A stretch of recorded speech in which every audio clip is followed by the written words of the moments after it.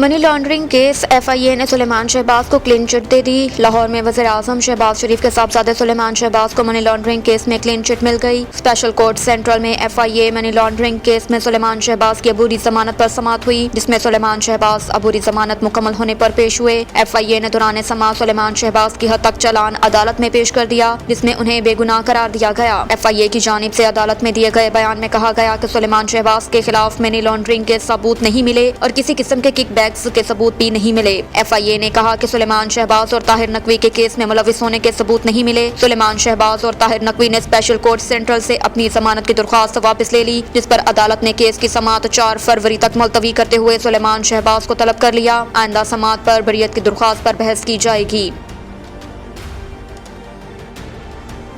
Election commission نے نگراں وزیر اعلیٰ پنجاب کے ناموں کا پروفائل جانچنا شروع کر دیا۔ لاہور میں الیکشن کمیشن آف پاکستان نے نگراں وزیر اعلیٰ پنجاب کے ناموں کا پروفائل جانچنا شروع کر دیا۔ تاہم خصوصی اجلاس میں فیصلے کے بعد وزیر اعلیٰ پنجاب کے حتمی نام کا اعلان کیا جائے گا۔ ذرائع کے مطابق یہ اعلان کل کیا جائے گا۔ نگراں وزیر اعلیٰ کے لیے 4 نام الیکشن کمیشن کو موصول ہو گئے، جس پر حکام نے کام کا آغاز کر دیا۔ موصول شدہ 4 ناموں کے پروفائل تیار کرنے کا عمل شروع کر دیا گیا۔ تفصیلی پروفائل میں 4 کی قابلیت اور اپنے شعبے میں کارکردگی شامل ہوگی۔ سیکرٹری الیکشن کمیشن پروفائل خصوصی اجلاس میں پیش کریں گے، جس کے بعد الیکشن کمیشن کل وزیر اعلیٰ پنجاب کے نام کا اعلان کرے گا۔ نگراں وزیر اعلیٰ پنجاب کی تقرری میں پارلیمانی کمیٹی کا ناکام فیصلے کے لیے الیکشن کمیشن کا اجلاس طلب۔ قبل ازیں نگراں وزیر اعلیٰ پنجاب نے تقرر پر پارلیمانی کمیٹی کی ناکامی کے بعد یہ معاملہ الیکشن کمیشن پہنچ جا چکا تھا۔ ذرائع کے مطابق آرٹیکل 224(a) کے تحت نگراں وزیر اعلیٰ کے تقرر کا فیصلہ اب الیکشن کمیشن کرے گا۔ حکومت اور اپوزیشن کے 2 نام الیکشن کمیشن کے پاس پہنچ گئے۔ چیف الیکشن کمشنر نے نگراں وزیر اعلیٰ کے تقرر کے لیے اہم اجلاس کل شام 6:30 بجے الیکشن کمیشن مرکزی سیکریٹریٹ میں طلب کر لیا۔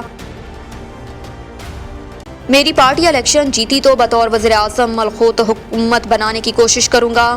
وزیر خارجہ بلاول بھٹو زرداری کا کہنا ہے کہ اگر پیپلز پارٹی الیکشن جیتی تو بطور وزیر اعظم وہ مخلوط حکومت بنانے کی کوشش کریں گے۔ بلاول نے امریکی اخبار کو انٹرویو میں کہا کہ میں میری پارٹی الیکشن جیتی تو بطور وزیر اعظم مخلوط حکومت بنانے کی کوشش کروں گا۔ دہشت گردی سے نمٹنے کا واحد راستہ جمہوریت ہے۔ ہم وزیر اعظم شہباز شریف سے صدر بائیڈن کی مزید روابط کی توقع رکھتے ہیں۔ بلاول نے کہا کہ افغانستان ایک حقیقت ہے، ہمیں عبوری افغان حکومت سے پہلے سے زیادہ روابط بڑھانے کی ضرورت ہے۔ دہشت گروپوں سے متعلق پاکستان اور امریکہ کے مفادات یکساں ہیں۔ انہوں نے کہا کہ دہشت گردی کے چیلنج پر فوجی اور سیاسی قیادت واضح موقف رکھتی ہے۔ افسوس کہ عمران خان کی حکومت تحریک طالبان پاکستان TTP کی طرف سے نرم گوشہ رکھتی تھی۔ عمران خان نے نہ صرف TTP والوں کو رہا کیا بلکہ ان سے مذاکرات بھی کیے۔ بلاول نے کہا کہ اس بارے میں ہم واضح ہیں کہ کسی بھی دہشت گرد تنظیم سے کوئی بات چیت نہیں ہوگی۔ چیئرمین پیپلز پارٹی نے مزید کہا کہ یقین ہے اگر عبوری افغان حکومت کے ساتھ مل کر کام کریں تو اپنی سیکیورٹی ممکن بنا پائیں گے۔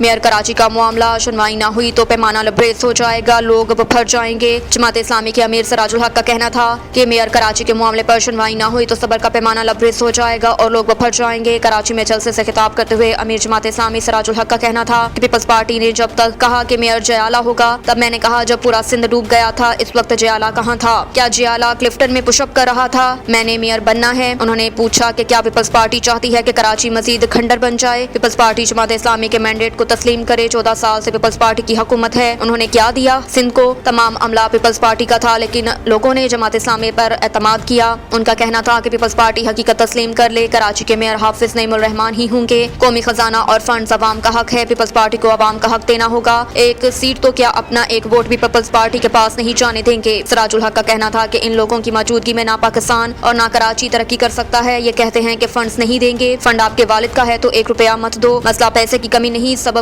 کچھ اور ہے۔ انہوں نے کہا کہ زرعی ملک کی شہری آٹا لائن میں لگا کر لیتے ہوں تو شرم کی بات ہے۔ دنیا نے پاکستان پر خدشات کا اظہار کیا، کیا پیسے شفاف طریقے سے استعمال ہوں گے؟ انہوں نے کہا کہ میں نے مرکزی مجلس عاملہ کا اجلاس بلایا ہے، سنوائی نہیں ہوئی تو پیمانہ لبریز ہو جائے گا، لوگ بھر جائیں گے۔ 23 جنوری کو فائنل فیصلہ دیں گے، پھر ذمہ داری پیپلز پارٹی کی ہوگی۔